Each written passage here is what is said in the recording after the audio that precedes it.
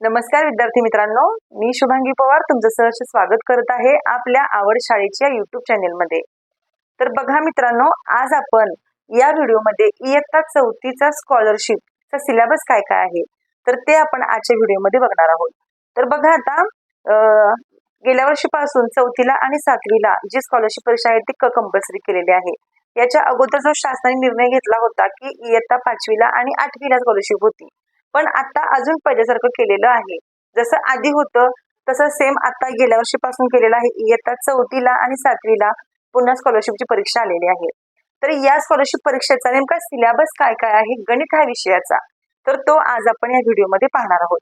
चला तर मग जर चॅनेलवर अजून नवीन असेल तर चॅनेलला सबस्क्राईब करायला विसरू नका आणि व्हिडिओ अजिबात स्किप न करता शेवटपर्यंत नक्की बघा। तर तुम्हाला आजच्या या व्हिडिओमधून मी सांगणार आहे की गणिताचा संपूर्ण सिलेबस इयत्ता 4थीच्या स्कॉलरशिपला कोणकोणता सिलेबस आहे आणि जर तुम्ही त्याप्रमाणे अभ्यास केलात तर तुम्हाला नक्कीच चांगले मार्क्स पडणार आहेत। तर बघा, जे तुम्हाला मी टॉपिक सांगणार आहे तर तुम्ही त्या टॉपिकचा आतापासूनच अभ्यास केला पाहिजे आणि जर तुम्ही त्या टॉपिक वाईज जर अभ्यास केलात तर तुम्ही कुठेही कमी पडणार नाही, तुम्ही कुठेही मागे पडणार नाही। तुम्ही त्या स्कॉलरशिप परीक्षेमध्ये नंबरात सुद्धा येऊ शकता। त्यामुळे खास तुमच्यासाठी आजचा हा व्हिडिओ बनवलेला आहे। चला तर मग आपण अजिबात वेळ वाया न घालवता आपल्या व्हिडिओकडे वळूया। तर बघा, गणिताच्या सिलेबस मध्ये जो सिलेबस आहे स्कॉलरशिपचा, त्याच्यामध्ये पहिला जो मुद्दा आहे तो म्हणजे संख्याज्ञान। म्हणजे तुम्हाला संख्येचं ज्ञान असलं पाहिजे।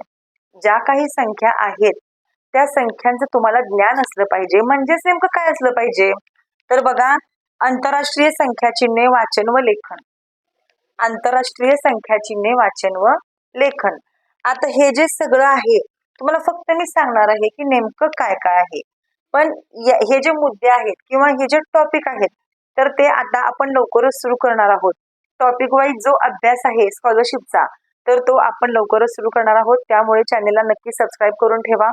टॉपिक वाईज तुम्हाला मी सर्व काही शिकवणार आहे आणि बघा, तुम्ही जर 4थीला असाल तर नक्की चॅनेलला आपल्या सबस्क्राईब करून ठेवा, लाईक करून ठेवा आणि शेअर सुद्धा करून ठेवा, कारण आता आपण लवकरच हे जे टॉपिक वाईज मुद्दे आहेत तर ते सर्व आपण क्लिअर करणार आहोत। आता बघा, आंतरराष्ट्रीय संख्या चिन्हे वाचन व लेखन तुम्हाला याचा अभ्यास करावा लागतो। त्याचप्रमाणे 5 अंकापर्यंतच्या संख्येचे वाचन व लेखन। आता प्रत्येकाला हे वाचता येतं, एकक, दशक, शतक, हजार, 10,000 याप्रमाणे जे काही संख्यांचं वाचन आणि लेखन आहे तर ते 5 अंकापर्यंतच्या संख्यांचं तुम्हाला आलं पाहिजे। एकदम सोपं आहे, काही अवघड नसतं। आता बघा, अंकांची दर्शनी किंमत, स्थानिक किंमत आणि विस्तारित मांडणी। आता हे सगळं तुम्हाला तुमच्या सिलेबस मध्ये सुद्धा असतं, तुमच्या 4थीचे जे पुस्तक आहे तर त्यामध्ये असतं। फक्त एक्स्ट्रा अभ्यास तुम्हाला याच्यामध्ये करायचा असतो आणि तो या स्कॉलरशिपला असतो। तर तुम्हाला त्या सिलेबस मध्येच हा सर्व काही अभ्यास दिलेला असतो, बरोबर। म्हणजेच बघा, अंकांची स्थानिक किंमत, दर्शनी किंमत, विस्तारित रूप हे सगळं तुम्हाला अभ्यास या स्कॉलरशिप पुस्तकामध्ये दिलेला असतो। त्याचप्रमाणे मोठ्यात मोठी, लहानात लहान संख्या म्हणजे मोठ्यात मोठी संख्या तयार करा, लहानात लहान संख्या तयार करा। 4 अंकांपासून 5 अंकी मोठ्यात मोठी संख्या तयार करा किंवा लहानात लहान संख्या तयार करा, असे तुम्हाला काहीही वेगवेगळे प्रश्न येऊ शकतात। आणि मग तुम्हाला मोठ्यात मोठी व लहानात लहान संख्येवरती सुद्धा काही प्रश्न येतात। आता बघा, चढता उतरता क्रम, संख्यांचा चढता क्रम कसा लावायचा, उतरता क्रम कसा लावायचा, त्याची तुलना कशी करायची, या सगळ्यावर आपल्याला काही प्रश्न सुद्धा असतात। आता बघा, जेव्हा आपण हे टॉपिक घेणार आहोत तेव्हा तुम्हाला याची डीपली माहिती सर्व काही आहे ती मिळून जाईल।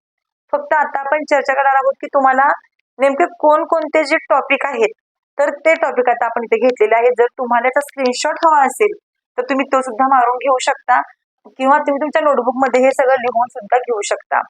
आता बघा, 1 ते 100 पर्यंतच्या संख्या ज्या आहेत तर त्यामध्ये सम संख्या, विषम संख्या यावरती काही प्रश्न असतात। मूळ संख्या कोणत्या, सहमूळ संख्या कोणत्या, जोडमूळ संख्या कोणत्या।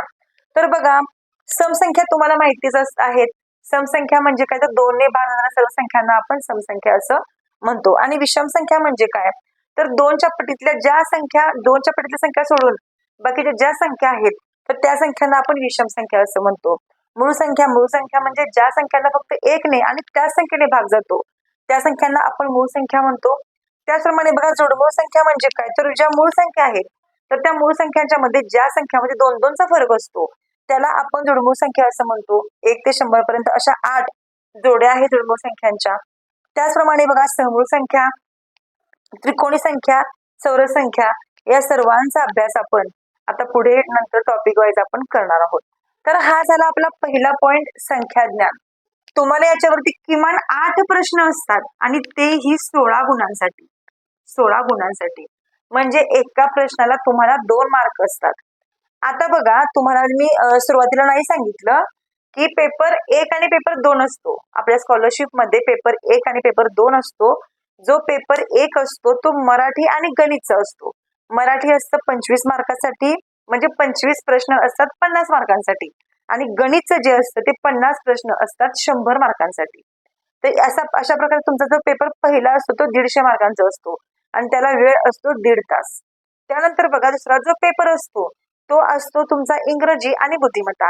इंग्रजीला सुद्धा 25 प्रश्न असतात 50 मार्कांसाठी आणि बुद्धिमत्तेला 50 प्रश्न असतात 100 मार्कांसाठी. असा तो पण पेपर 150 मार्कांचा असतो, 1.5 तास त्याला वेळ असतो.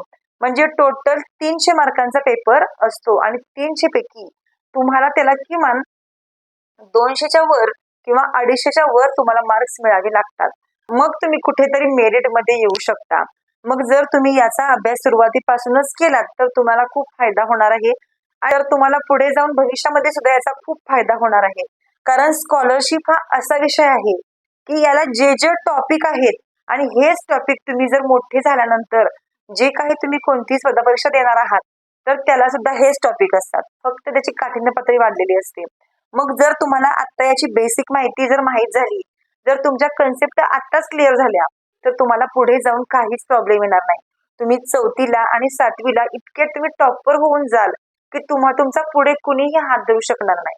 जर तुम्ही आत्ता व्यवस्थित अभ्यास केलात तर तुम्ही पुढे जाऊन कोणती स्पर्धा परीक्षा नक्कीच पास आउट होऊ शकता. तर आता बघा यापैकी पहिला मुद्दा आपण बघितला तो संख्याज्ञान. आता बघा दुसरा मुद्दा काय आहे तो पण आपण बघूया. तर बघा आता पहिला मुद्दा जो आपला होता तो संख्याज्ञान होता. आता दुसरा जो मुद्दा आहे तो संख्यांवरील क्रिया असा आहे. संख्यांवरील क्रियामध्ये काय काय येतं ते आपण बघूया. याच्यामध्ये बेरीज असते 5 अंकी संख्यांची आणि हच्याची बेरीज असते. 5 अंकी संख्यांची बेरीज, परत हच्याची बेरीज असते आणि याच्यावरची काही शाब्दिक उदाहरणे सुद्धा असतात. तर बघा हे सगळं जे आहे तर ते तुम्ही आधी शिकलेले असता आणि तुमच्या सिलेबस मध्ये पण असतं, तर त्यामुळे तुम्हाला अवघड नाही जात. त्यामुळे तुम्ही याची जी तयारी आहे तर तुम्ही ती आतापासून सुरुवातीपासूनच नक्की करू शकता. त्यानंतर बघा वजाबाकी असते, ती सुद्धा 5 अंकी संख्यांची, हाच्याची वजाबाकी असते आणि शाब्दिक उदाहरणे असतात.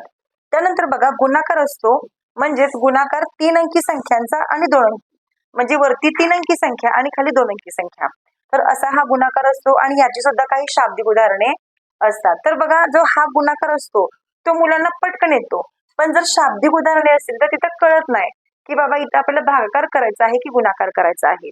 म्हणूनच आता आपण काय करायचं आहे, जे सर्व टॉपिक आहेत तर त्याचा आपण डीपली अभ्यास नंतर आपण करणार आहोत. आता बघा भागाकार आहे खाली आणि बघा भागाकार 3 अंकी संख्या आणि 2 अंकी, म्हणजे 3 अंकी संख्या भागिले 2 अंकी संख्या असतात. 3 अंकी संख्यांना 2 अंकी संख्येने भागायचं असतं. अशा प्रकारे हा भागाकार असतो आणि शाब्दिक उदाहरणे सुद्धा असतात. तर हे झालं संख्यांवरील क्रियामध्ये. याच्यामध्ये काही नाही अवघड, फक्त बेरीज, वजाबाकी, गुणाकार आणि भागाकार या 4 क्रिया खूप महत्वाच्या आहेत गणितामध्ये.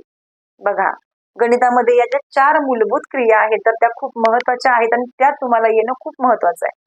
तर बघा जर तुम्हाला अजून सुद्धा गुणाकार असू दे, भागाकार असू दे किंवा हाच्याची बेरीज असू दे किंवा हाच्याची वजाबाकी असू दे, जर तुम्हाला अवघड जात असेल तर तुम्हाला त्याची तयारी आतापासून करायची आहे, म्हणजे कुठे तुम्हाला स्कॉलरशिप परीक्षेपर्यंत तुम्हाला खूप सोपं जाणार आहे.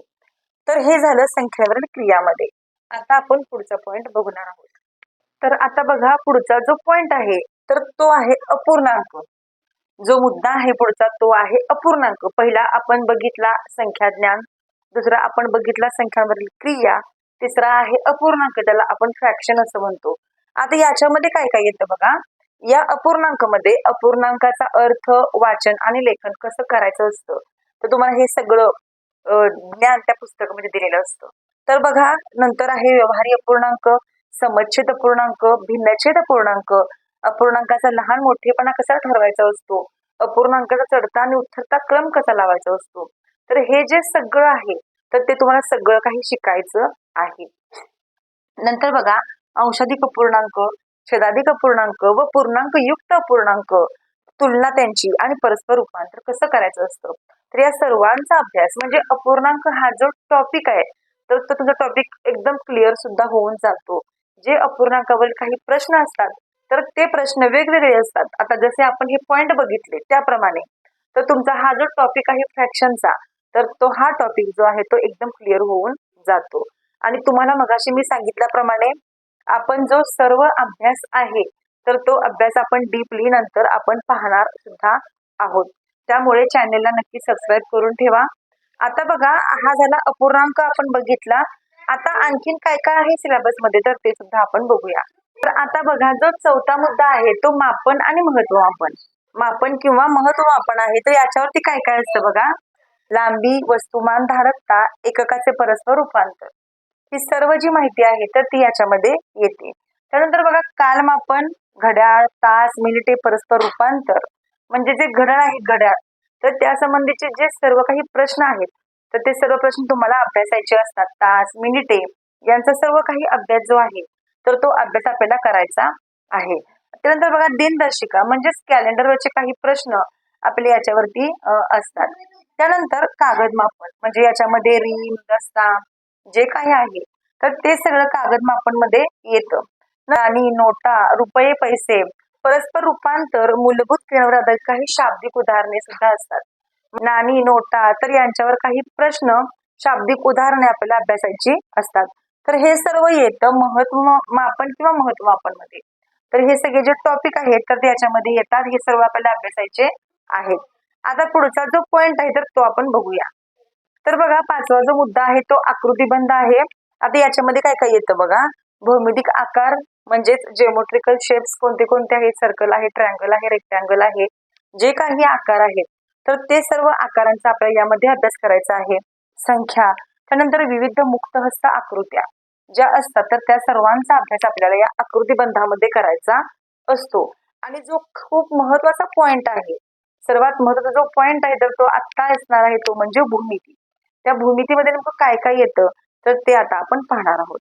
तर बघा तुम्हाला सांगितल्याप्रमाणे सर्वात जो टॉपिक महत्वाचा आहे तर तो आहे भूमिती. आणि तुम्हाला याच्यावरती 9 प्रश्न तरी असतात. तुम्हाला याच्यावरती 9 प्रश्न तरी असतात. तेही 18 गुणांसाठी असतात 9 प्रश्न. आता बघा याच्यामध्ये काय काय येतं तर कोण व त्याचे प्रकार येतात. म्हणजेच काटकोण, लघुकोण, विशाल कोण जे काही आहे तर ते सर्व कोण त्याचे प्रकार. त्याचप्रमाणे बघा सममिती, त्यानंतर शिरोबिंदू, बाजू, त्रिकोण, चौरस, आयत या सर्वांची तुम्हाला माहिती याच्यामध्ये दिली जाते. वर्तुळ, त्रिज्या, जीवा कशाला म्हणायचं, व्यास म्हणजे काय, केंद्र, परी कसा काढायचा असतो, अंतर्भाग कोणते, बहिर्भाग कोणते, बाह्य भाग कोणते, तर ही सर्व माहिती तुम्हाला याच्यामध्ये शिकायची आहे. त्यानंतर परिमिती कशी काढायची असते, मग त्रिकोणाची, आयताची, चौरसाची परिमिती कशी काढायची असते तर तो सर्व अभ्यास याच्यामध्ये आपल्याला करायचा असतो. त्यानंतर बघा क्षेत्रफळ आहे, मग ते आयताचं चौरस क्षेत्रफळ कसं काढायचं असतं तर ही सर्व माहिती आपल्या याच्यामध्ये आहे. त्यानंतर बघा त्रिमिती, वस्तू व घडणी याचाही अभ्यास आपल्याला करायचा आहे. दंडगोल, शंकू व गोल तर याचाही अभ्यास आपल्याला करायचा आहे. आणि इष्टिकाचिती व घन याचाही आपल्याला अभ्यास या भूमितीमध्ये करायचा आहे. तर तुम्हाला याच्यावरती 9 प्रश्न असतात. तर हा टॉपिक खूप महत्वाचा आहे. बघा जे तुम्हाला पुढे जाऊन शिकायचं आहे स्पर्धा परीक्षांसाठी तर तो तुमचा अभ्यास आत्ताच होऊन जाणार आहे. तर त्यामुळे बघा तुम्हाला आत्तापासून लगेच तयारीला लागायचा आहे.